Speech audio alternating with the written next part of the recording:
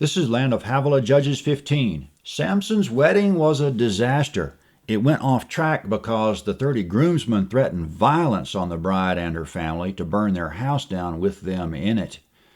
To keep that from happening, the bride cried and nagged Samson the whole 7 days. Samson lost the bet and had to excuse himself to go out and get clothing to pay it off. Since then, and Samson doesn't know this yet, but the father-in-law has given the bride to another man. In the custom of our times, engagement and marriage are two different things. Usually there's engagement first and then a lapse of time until the actual marriage. In biblical times, first there was betrothal, which was a binding promise of marriage, but the groom might not actually take the bride until later. That seems to be the case here. There was a binding promise of marriage at the wedding feast, but Samson has not yet taken his wife or his betrothed from her father's house. Now, coming up after a significant delay, he finally comes to the bride's home to have relations with her for the first time. Verse 1. But after a while, in the time of the wheat harvest, Samson visited his wife with a young goat. He said, "I will go into my wife's room." But her father wouldn't allow him to go in. Her father said, "I most certainly thought that you utterly hated her, therefore I gave her to your companion. Isn't her younger sister more beautiful than she? Please take her instead."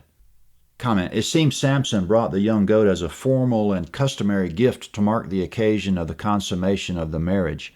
But her father said, "I thought you had rejected her, so I gave her away to someone else." It seems like the father-in-law did that in good faith. The betrothal feast was such a disaster, with the young men threatening, the bride crying, and Samson leaving. We can see why the father-in-law might have thought the betrothal never went through. He showed his good intentions by offering Samson the younger sister as a replacement. Samson was of a mind that the betrothal was binding, but also he can see the situation through his father-in-law's eyes, and he doesn't blame the father-in-law. Rather, he blames the local Philistines in general for starting the trouble because 30 of them threatened the bride and her family, which started everything. To Samson, they are the root of the problem. He found a girl that pleased him well. He went to the trouble of paying for the feast. He went again to the trouble of paying off the bet. And after all that, he's lost the girl. And he blames the community in general, not his father-in-law. Yahweh was seeking an occasion against the Philistines, Judges 14:4. And Yahweh coordinated all this to get Samson enraged on purpose. So what looks like absolute chaos to Samson and to the father-in-law is actually a very fine-tuned and coordinated plan of God. Yahweh has riled up Samson on purpose. He gave Samson his strength and the type of personality to take things into his own hands on purpose. He's moving Samson, as it says at the end of chapter 13. God spoke to some, like Gideon, and told them explicitly what to do. But in the case of others, such as Samson, he merely moved them without telling them anything. Yahweh has done that many times since Genesis. God moves men. He directs the affairs of men without men knowing it, and Samson was clueless. Men do things that shouldn't be done, but God works through it all. So in revenge, Samson did the following. Verse 3.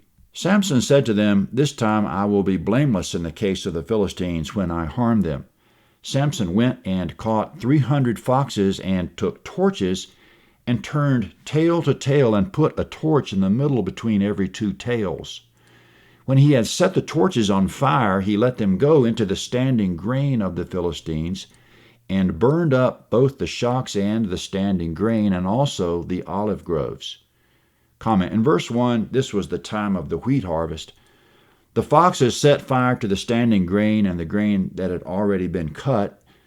This could be recovered in a year, this loss of the grain, but what was worse, the foxes set fire to the olive groves.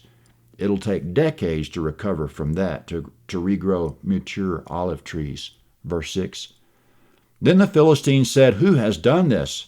They said, "Samson, the son-in-law of the Timnite, because he has taken his wife and given her to his companion." The Philistines came up and burned her and her father with fire. Comment. The Philistines don't blame Samson for the loss of their grain and olive groves. They figure Samson was provoked and justified on account of the family giving his wife away, so they're enraged with the family. The Philistines threatened to burn their house down with them in it at the wedding feast, and now they've actually done it. But Samson was fond of the girl and didn't have anything against his in-laws, so now he's enraged all the more at the Philistines. Therefore he does the following. Verse 7. Samson said to them, "If you behave like this, surely I will take revenge on you, and after that I will cease." He struck them hip and thigh with a great slaughter, and he went down and lived in the cave in Edom's rock. Comment, he struck them hip and thigh, which is the literal translation, which means he struck them severely and with a great slaughter. No details otherwise. We don't know how he did it or how many he killed, but he knows the Philistines will blame him for this one, so he went on the run. He couldn't go home, so he went to a cave in Judah at a place called Edom's Rock. His general location leaked out, so coming up, an army of the Philistines comes to Judah looking for Samson. Verse 9. The Philistines went up and camped in Judah and spread themselves in Lehi. The men of Judah said, "Why have you come up against us?" They said, "We have come up to bind Samson, to do to him as he has done to us." Then 3,000 men of Judah went down to the cave in Edom's rock. Comment, somebody does know his exact location, still in verse 11, and said to Samson, "Don't you know that the Philistines are rulers over us? What then is this that you have done to us?" He said to them, "As they did to me, so I have done to them." They said to him, "We have come down to bind you, that we may deliver you into the hand of the Philistines." Comment, this is the natural, logical, safe, normal, expected, reasonable, and politically correct thing to do. Just turn him over. Makes perfect sense to the rational mind. Still in verse 12.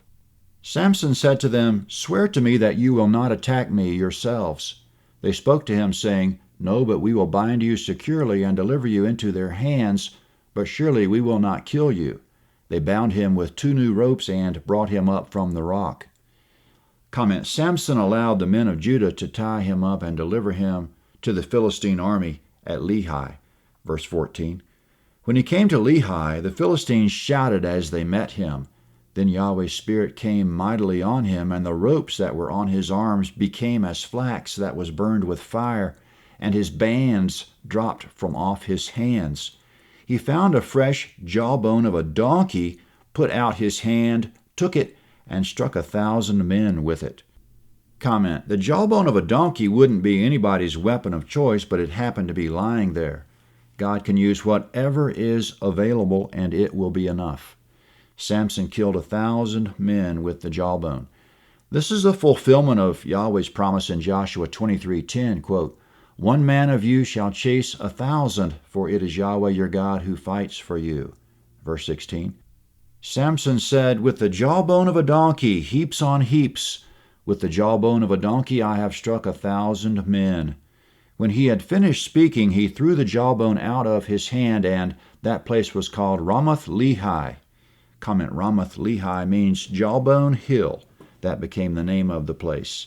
It seems the men of Judah abandoned Samson in the fighting because of what happens next. Verse 18. He was very thirsty and called on Yahweh and said, "You have given me this great deliverance by the hand of your servant, and now shall I die of thirst and fall into the hands of the uncircumcised?" Comment, the battle completely drained Samson. He's so weak he's afraid some of the Philistines who escaped the jawbone will come back and capture him. His great strength is gone. It's spent. Coming up, we have one of the many phrases in the Bible that starts off with the words, "but God." Verse 19. But God split the hollow place that is in Lehi, and water came out of it. When he had drunk, his spirit came again, and he revived. Therefore its name was called En-hakkore, which is in Lehi to this day. Comment, many times you and I would have been in trouble, but God intervened. In this case, he revived Samson by creating a new spring of water. It flowed from then on. It was known as En-hakkore, the spring of the one who cries out. Psalm 73:26, quote, "My flesh and my heart may fail, but God is the strength of my heart and my portion forever." End quote. So 2 places became famous as the sites of Samson's exploits, Jawbone Hill and Outcry Spring, Ramath Lehi and En-hakkore. Now the last verse of the chapter, verse 20, he judged Israel 20 years in the days of the Philistines. comment. That's the chapter. Judges 16 is next at landofhavilah.net. Judges 16. This is the map of Judges 15. Samson lived in the foothills of Dan. He went to Timnah of the Philistines, perhaps here, which was the site of the marriage, the torching of the grain, the torching of the in-laws' house, and the slaughter. This is the possible location of Ramath-Lehi, or Jawbone Hill, and the exact location of modern Ramath-Lehi. Edom's Rock and En-Hakkore, which is Outcry Spring, would be nearby. Judges 16 is next.